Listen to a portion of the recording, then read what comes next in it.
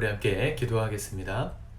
사랑의 아버지, 오늘도 주님께서 새날을 주셔서 감사합니다. 새 한 주를 시작하는 우리 사랑하는 성도들 한 사람 한 사람 기억해 주시기를 원합니다.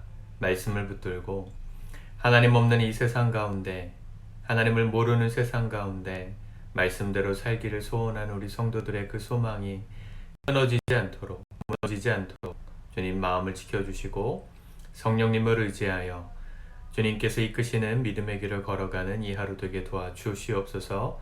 예수님의 이름으로 기도드립니다. 아멘. 우리 찬송가 19장 찬송하는 소리 있어 찬양하시겠습니다.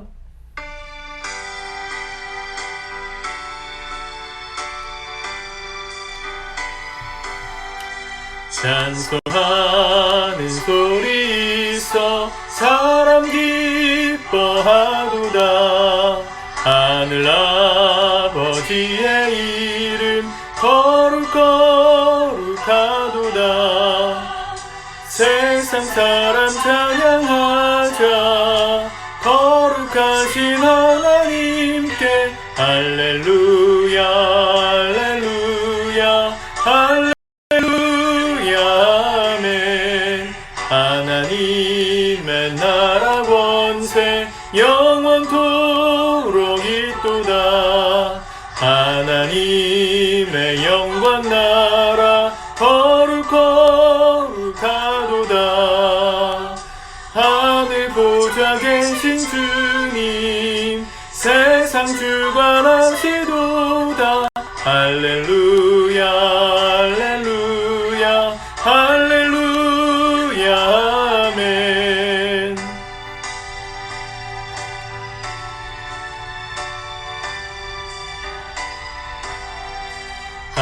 하나님의 크신 섭리 그 뜻대로 되도다.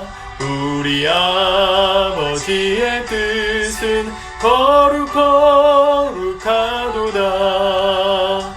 주여 속히 임하셔서 기쁜 날을 주옵소서. 할렐루야 할렐루야 할렐루야 아멘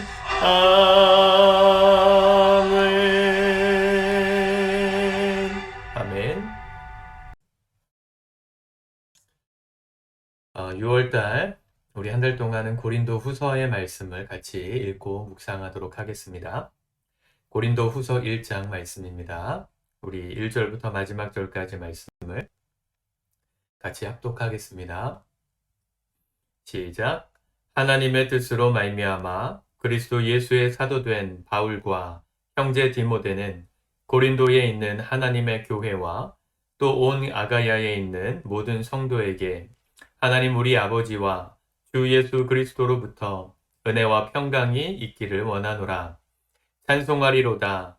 그는 우리 주 예수 그리스도의 하나님이시요 자비의 아버지시요 모든 위로의 하나님이시며 우리의 모든 환난 중에서 우리를 위로하사 우리로 하여금 하나님께 받는 위로로서 모든 환난 중에 있는 자들을 능히 위로하게 하시는 이시로다. 그리스도의 고난이 우리에게 넘친 것 같이 우리가 받는 위로도 그리스도로 말미암아 넘치는도다. 우리가 환난 당하는 것도 너희가 위로와 구원을 받게 하려는 것이요 우리가 위로를 받는 것도 너희가 위로를 받게 하려는 것이니 이 위로가 너희 속에 역사하여 우리가 받는 것 같은 고난을 너희도 견디게 하느니라. 너희를 위한 우리의 소망이 견고함은 너희가 고난에 참여하는 자가 된 것 같이 위로에도 그러할 줄을 알미라. 형제들아, 우리가 아시아에서 당한 환난을 너희가 모르기를 원하지 아니하노니 힘에 겹도록 심한 고난을 당하여 살 소망까지 끊어지고 우리는 우리 자신이 사형 선고를 받은 줄 알았으니 이는 우리로 자기를 의지하지 말고 오직 죽은 자를 다시 살리시는 하나님만 의지하게 하심이라. 그가 이같이 큰 사망에서 우리를 건지셨고 또 건지실 것이며 이후에도 건지시기를 그에게 바라노라. 너희도 우리를 위하여 간구함으로 도우라. 이는 우리가 많은 사람의 기도로 얻은 은사로 말미암아 많은 사람이 우리를 위하여 감사하게 하려 함이라. 우리가 세상에서 특별히 너희에 대하여 하나님의 거룩함과 진실함으로 행하되 육체의 지혜로 하지 아니하고 하나님의 은혜로 행함은 우리 양심이 증언하는 바니 이것이 우리의 자랑이라. 오직 너희가 읽고 아는 것 외에 우리가 다른 것을 쓰지 아니하노니 너희가 완전히 알기를 내가 바라는 것은 너희가 우리를 부분적으로 알았으나 우리 주 예수의 날에는 너희가 우리의 자랑이 되고 우리가 너희의 자랑이 되는 그것이라. 내가 이 확신을 가지고 너희로 2번 은혜를 얻게 하기 위하여 먼저 너희에게 이르렀다가 너희를 지나 마게도냐로 갔다가 다시 마게도냐에서 너희에게 가서 너희의 도움으로 유대로 가기를 계획하였으니 이렇게 계획할 때에 어찌 경솔히 하였으리요. 혹 계획하기를 육체를 따라 계획하여 예예 하면서 아니라 아니라 하는 일이 내게 있겠느냐. 하나님은 미쁘시니라. 우리가 너희에게 한 말은 예 하고 아니라 함이 없노라. 우리 곧 나와 실로아노와 디모데로 말미암아 너희 가운데 전파된 하나님의 아들 예수 그리스도는 예 하고 아니라 함이 되지 아니하셨으니 그에게는 예만 되었느니라. 하나님의 약속은 얼마든지 그리스도 안에서 예가 되니 그런즉 그로 말미암아 우리가 아멘하여 하나님께 영광을 돌리게 되느니라. 우리를 너희와 함께 그리스도 안에서 굳건하게 하시고 우리에게 기름을 부으시는 이는 하나님이시니 그가 또한 우리에게 인치시고 보증으로 우리 마음에 성령을 주셨느니라. 내가 내 목숨을 걸고 하나님을 불러 증언하시게 하노니 내가 다시 고린도에 가지 아니한 것은 너희를 아끼려 함이라. 우리가 너희 믿음을 주관하려는 것이 아니요 오직 너희 기쁨을 돕는 자가 되려 함이니 이는 너희가 믿음에 섰음이라. 아멘. 사도 바울은 고린도 교회에 모두 4편의 편지를 보냈을 것으로 추정합니다. 그 중에 2편의 편지가 우리가 가지고 있는 편지이지요. 고린도 전서에서는 이 고린도 교회 안에 있었던 파벌 문제, 또 성적인 문제, 돈의 문제, 또 은사의 문제, 각종 음식을 먹는 문제, 이런 성도들 안에 있었던 실제적인 문제에 대한 목양적 차원의 가이드를 제시했다면 이 고린도 후서의 말씀은 그 모든 상황들 속에서 이 목회자와 성도 사이에 겪고 있었던 관계를 주로 설명하는 말씀이 많습니다.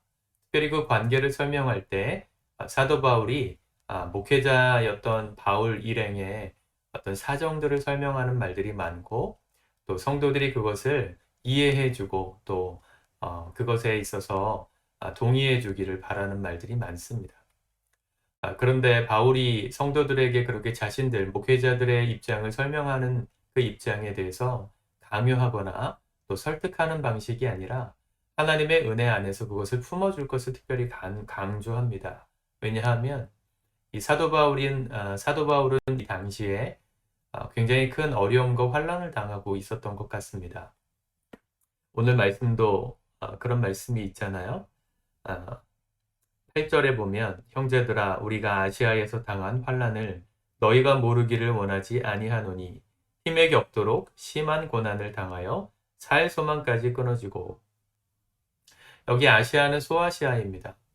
터키 지역이죠. 이 터키 지역에 갔을 때 사도 바울은 복음을 전하다가 유대인들로 인해서 목숨을 위협받는 일들을 여러 번 당합니다. 돌에 맞아서 죽었다고 생각돼서 성 밖에 시체처럼 버려졌다가 기적처럼 다시 살아나는 일도 있었고요. 사도 바울이 전하는 복음에 반대하는 그 유대 극단주의자들이 사도 바울을 골목골목마다 노리고 있었던 아주 목숨이 정말 위태로웠던 지경이었던 것이죠. 심에 겹도록 심한 고난을 당했다. 이 말씀이 참 와닿는 표현인 것 같습니다. 우리가 성경을 읽고 또 특별히 설교를 들을 때 주로 이 신약에서는 바울 서신의 말씀을 많이 배우고 듣지 않습니까? 바울이라는 사람을 생각하면 대단한 사람이라고 느껴집니다. 보통 인간의 어떤 의지와 또 노력과 헌신을 가지고는 바울이라는 한 사람의 일생을 따라가기도 벅찰 정도로 대단한 인생을 살았다고 느껴질 대단한 인물인데요.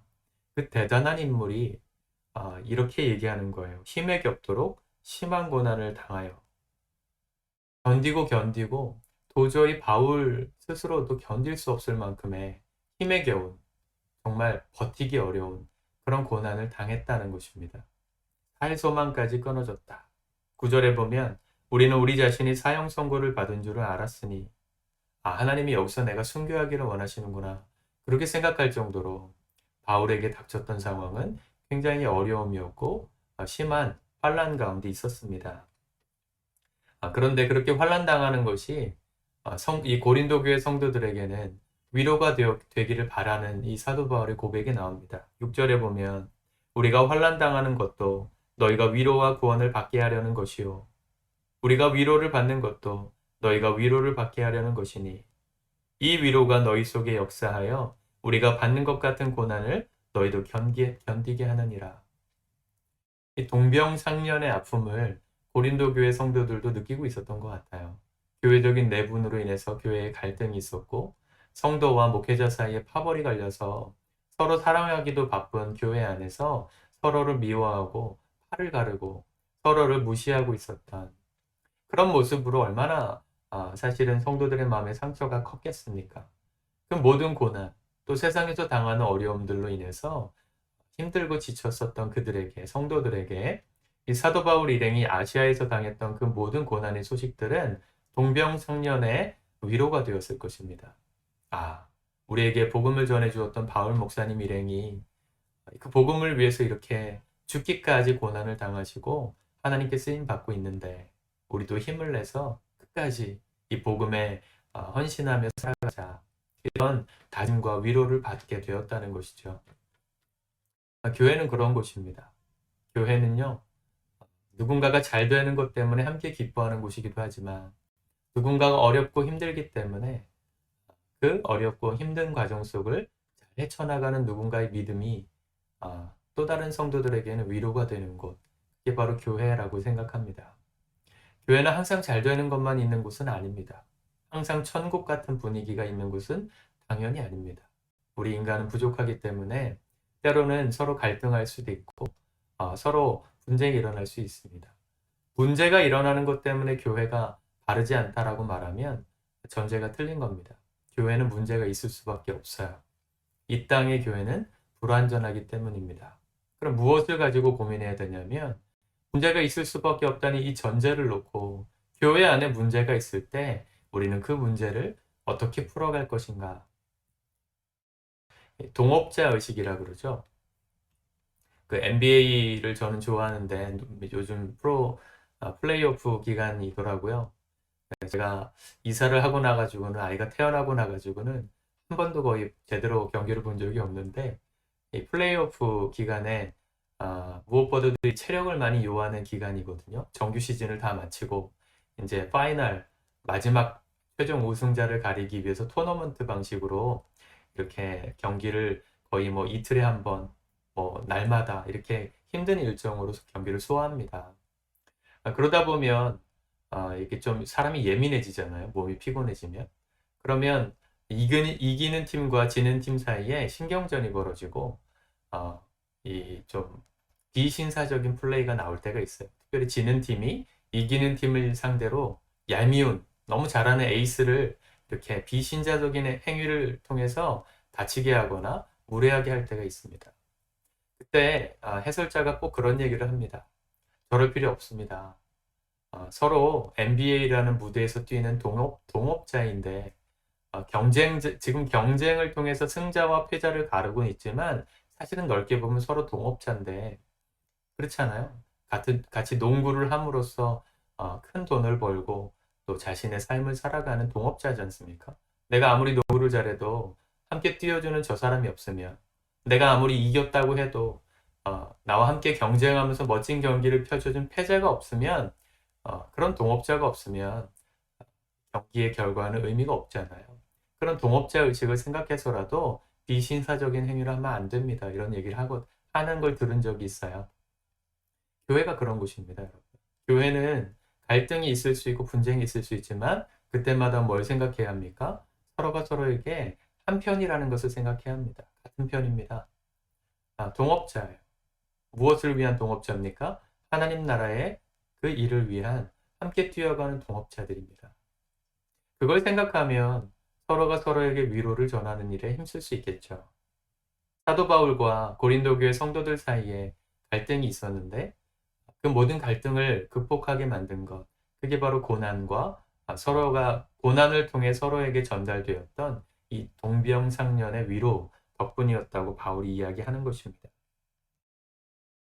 고난이 있고 또 그 고난으로 인해서 성도들의 위로를 받을 때 실제로 많은 성도들이 위로를 경험하는 것을 보게 됩니다.